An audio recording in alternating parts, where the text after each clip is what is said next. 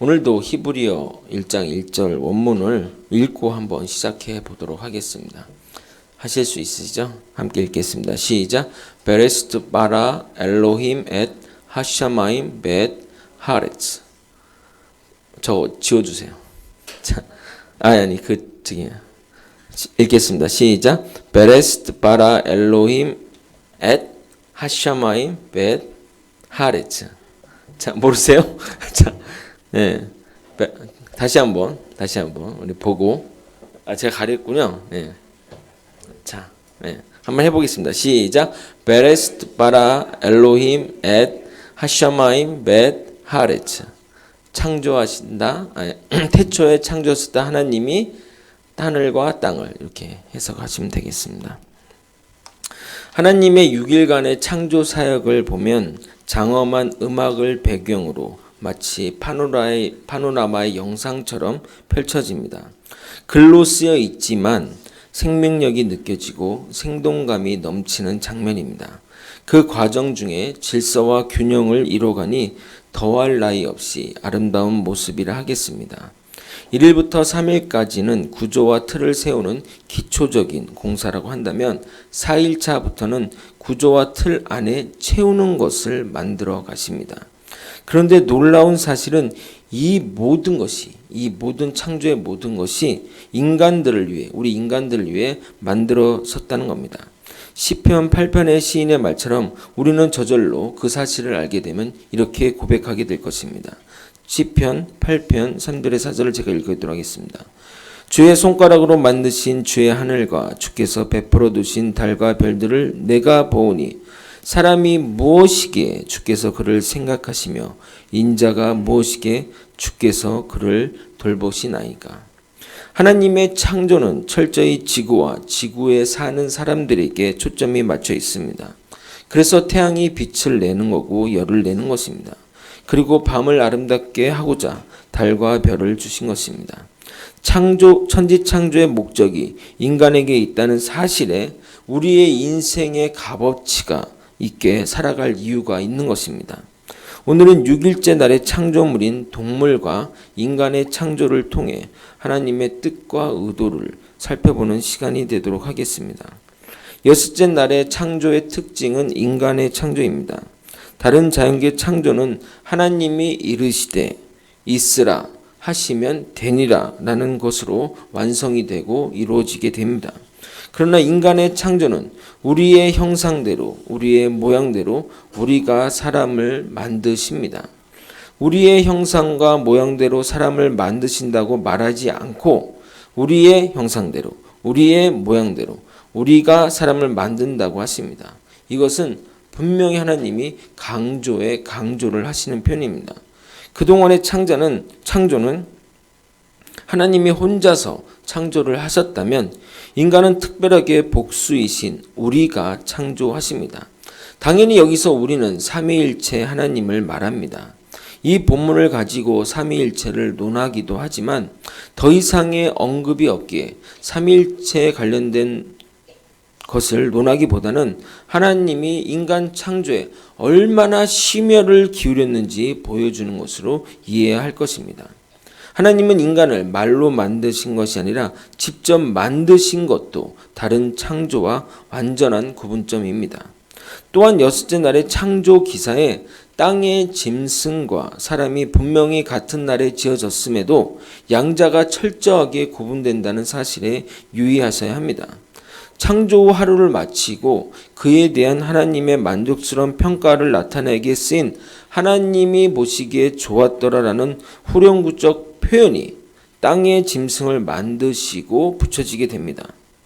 반면 사람의 창조에는 지금까지 하나님이 지으신 모든 것에 대하여 하나님이 보시기에 심히 좋았더라는 극도의 만족감을 표시합니다. 이것은 인간의 창조가 단순히 모든 창조 사역의 마지막일 뿐이 아니라 모든 창조 사역의 절정이요 최종 목적이기에 인간의 창조가 모든 창조 사역을 마감하는 특별한 창조임을 강력히 시사하고 있는 표현입니다. 동물의 창조는 각기 종류별로 만드신 반면에 인간은 남녀로 두 명만 창조한 것도 독특합니다. 그렇다고 한다면 하나님은 이 모든 창조물을 단지 그 두 남녀에게 준 것이나 마찬가지게 이 사람에 대한 사랑이 감당하지 못할 수준임을 보여주는 것입니다. 하나님은 우리를 삼위일체 하나님의 형상대로 모양을 따라 만드신다고 말합니다. 이 형상과 모양이 무엇을 의미한다고 생각하십니까? 단어적 의미로 보면 형상으로 쓰인 히브리어 째렘은 그늘지다라는 말에서 유래되어 1차적으로 그림자를 가리킵니다. 그러므로 그림자가 실체의 모형을 반영하기에 원형과 일치하는 모습으로 생각할 수 있습니다. 또한 모양으로 쓰인 히브리어 네무트는 담다에서 유래하여 어떤 실제와 유사한 상태를 가리킵니다. 그래서 학자들은 이 형상과 모양이 하나님의 외형적 실체를 닮아서 만들어졌다고 생각합니다. 즉 하나님이 우리와 같은 신체적인 모습을 가졌다고 생각한 것입니다. 그래서 하나님을 그린 그림들을 보게 되면 거의 인간의 모습을 보여줍니다. 대표적으로 지금 보이시는 천지창조의 그림이 아마 대표적일 것입니다. 한번 보여주실래요? 나오나요? 안 나오나요? 네, 하나님이 저기 인간의 모습으로 이제 보여지고 있죠. 저 인간이고 저기 오른쪽에 계신 분이 하나님이십니다. 과거 초대교회 일부 교부들도 형상을 외형적인 신체의 모습으로 보였고 모양은 하나님이 지니신 영원하심이나 절대 거룩하심 등과 같은 내부적인 성품으로 의미한다고 보기도 했습니다. 즉 형상은 겉모습, 모양은 하나님의 그 속모습이라고 하는데 성경 어디에도 그 두 단어를 그 용례로 사용한 적이 없습니다. 그래서 또한 순수한 영이신 하나님에게는 육체적인 형상이 없다는 점에서 이 주장은 받아들이기가 어렵습니다. 하나님이 어떤 모양인지는 올라가서 보시길 바랍니다. 그런데 이 형상대로는 무엇을 의미하는 것일까요? 많은 시학자들이 논의를 하지만 일치된 견해는 없습니다. 이 형상과 모양은 삼위일체 하나님의 인격성으로 보는 견해가 있습니다. 성경에는 반복적으로 같은 의미의 단어를 자주 사용합니다. 그래서 이 두 단어는 모두 하나님의 성품을 가리키는 용어이며 이를 중복하여 사용한 것은 유사한 단어를 반복함으로써 의미를 강조하는 의도 때문이라 이해합니다. 즉 형상과 모양이 똑같다는 말이죠. 인간의 영혼은 하나님의 품성을 이어받아 창조되었으므로 하나님과 교제를 나눌 수 있는 존귀한 존재임을 말하고 있습니다. 그러기에 인간은 다른 피조물과 구별되는 대표적인 특징은 하나님과 교제하고 소통하는 존엄성을 가진 존재로 이해해야 된다는 겁니다. 실제로 우리 인간만이 하나님과 교제하고 함께하지 않습니까? 동물 중에 하나님과 교제한다는 동물 들어보셨습니까? 없으시죠? 만약 여러분이 인간이지만 하나님과 교제하지 않는다면 하나님 보시기에 동물이나 마찬가지입니다. 영혼이 없는 존재나 마찬가지라고 보셔도 됩니다. 무서운 이야기입니다. 인간이 보기에는 인간처럼 보이지만 하나님이 보시기에는 진흙덩이가 걸어가는 거나 마찬가지라는 겁니다. 로마서 8장 9절에 만일 너희 속에 하나님의 영이 거하시면 너희가 육신에 있지 아니하고 영에 있나니 누구든지 그리스도의 영이 없으면 그리스도의 사람이 아니라. 진흙덩이를 지옥에 보내는 것은 너무나 당연합니다. 어떻게 하나님이 인간을 창조하시는데 지옥으로 보낼 수 있어? 라고 말하는데 그리스도의 영이 아니면 그것은 사람이 아닙니다. 우리가 영원히 열려 하나님의 시야로 볼 수 있다면 정말 이 세상을 딱 본다면 사람이 걸어가는 모습도 볼 거고 진흙이 걸어가는 것도 볼 수 있게 됩니다. 그럼 무섭겠죠. 그럼 정말 무섭겠죠. 자, 그럼 세 번째, 하나님의 형상과 모양이 무엇이냐는 질문에 통치권이라고 말하는 학자들이 있습니다. 저도 이 주장이 저는 맞다고 생각합니다. 왜냐하면 바로 이어서 복을 주시는 장면이 나오고 생육하고 번성하고 충만하고 정복하라고 명하셨기 때문입니다. 28절을 한번 읽어보도록 하겠습니다. 함께 읽겠습니다. 시작.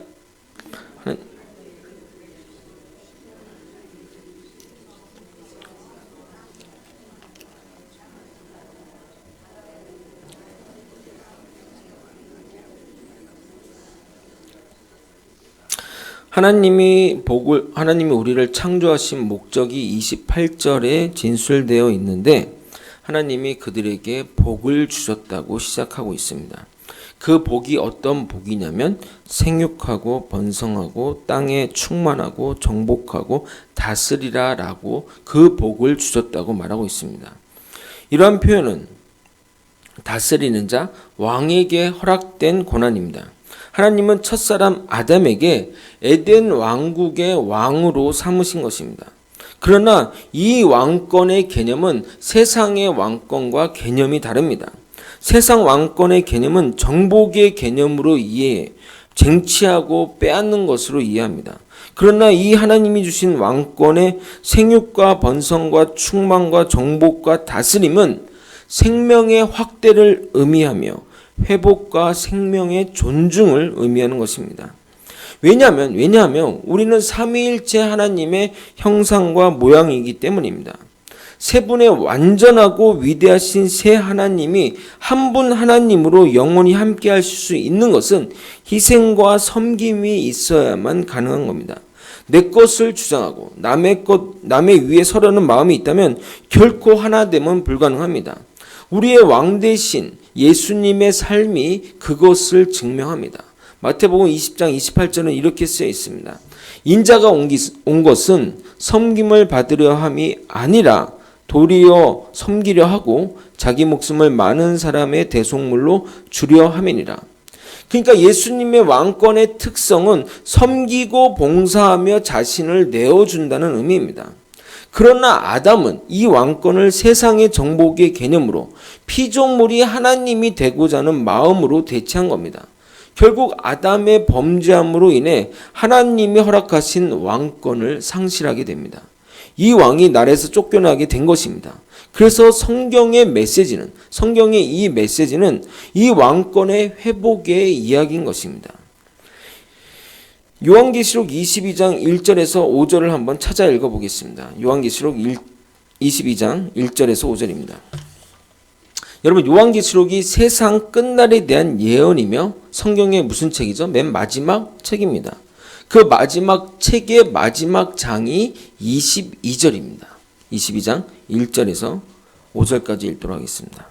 제가 읽어드릴 테니까 여러분 눈으로 잘 보십시오. 또 그가 수정같이 맑은 생명수의 강을 내게 보이니 하나님과 및 어린 양의 보좌로부터 나와서 길 가운데로 흐르더라. 강 좌우에 생명나무가 있어 12가지 열매를 맺을 때 달마다 그 열매를 맺고 그 나무 잎사귀들은 만국을 치료하기 위하여 있도다. 지금 그 하나님이 다시 회복할 그것을 지금 얘기하는 겁니다. 다시 저주가 없으며 하나님과 그 어린 양의 보좌가 그 가운데 있으리니 그의 종들이 그를 섬기며 그의 얼굴을 볼 터이요 그의 이름은 그들의 이마에 있으리라. 다시 밤이 없겠고 등불과 횃불이 쓸데없으니 이는 주 하나님이 그들에게 비치심이라. 그들이 세세토록 왕노릇하리라. 아멘. 결국 요한계시록은 무서운 심판과 종말의 이야기가 아니라 잃어버린 왕권의 회복을 이야기하는 책입니다. 창세기 하나님이 주셨고 그것을 잃었고 타락했고 그리고 회복시키는 과정을 보이시며 그리고 최종적으로 그 완성된 나라에 우리를 왕으로 세우신다고 얘기를 하고 있습니다. 그러므로 성경 전체의 메시지가 이겁니다. 에덴의 왕권을 위탁받아 살던 첫사람 아담이 범죄함으로 신락원이 되었던 자가 두 번째 아담으로 인해 왕권이 회복하는 메시지입니다. 로마서 5장 17절 한번 또 찾아보도록 하겠습니다. 로마서 5장 17절은 여러분이 밑줄이 거 있거나 형광펜으로 좀 쳐 있어야 될 구절 중에 하나입니다. 로마서 5장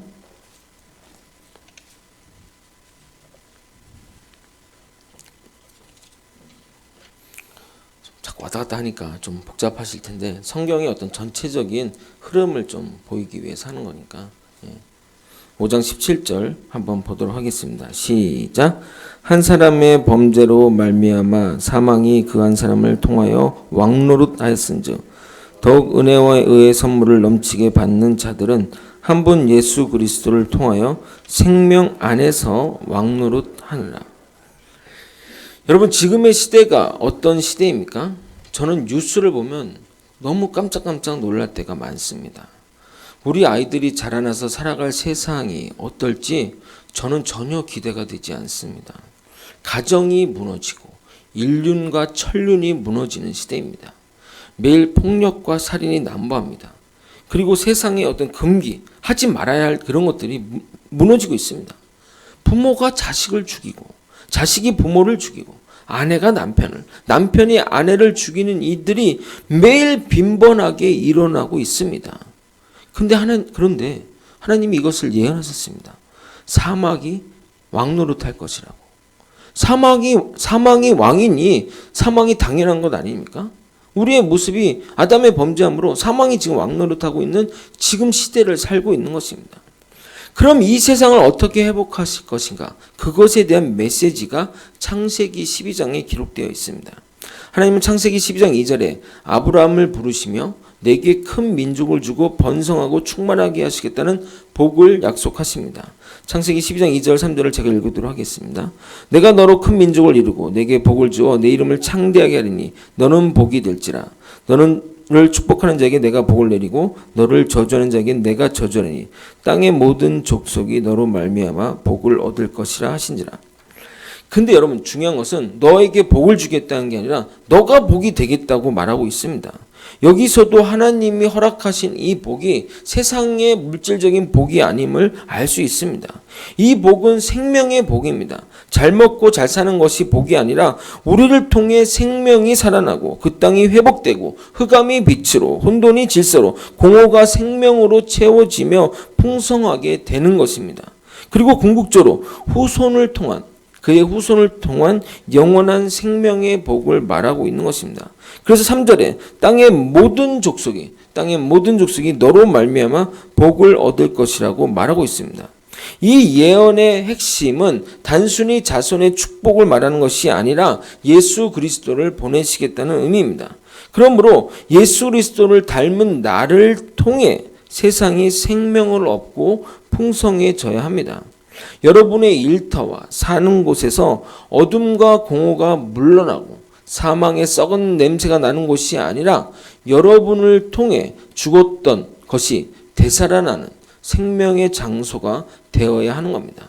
그래서 예수님은 우리의 존재를 이렇게 말하는 겁니다. 베드로전서 2장 9절을 한번 찾아보도록 하겠습니다. 베드로전서 2장 9절입니다.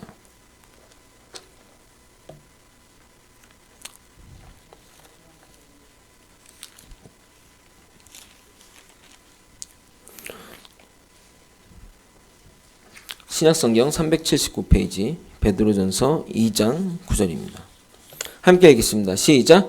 그러나 너희는 택하신 족속이요 왕같은 제사장들이요 거룩한 나라요 그의 소유가 된 백성이니 이는 너희를 어두운 데서 불러내어 그의 귀한 빛에 들어가게 하시니 아름다운 덕을 선포하게 하려 하심이라.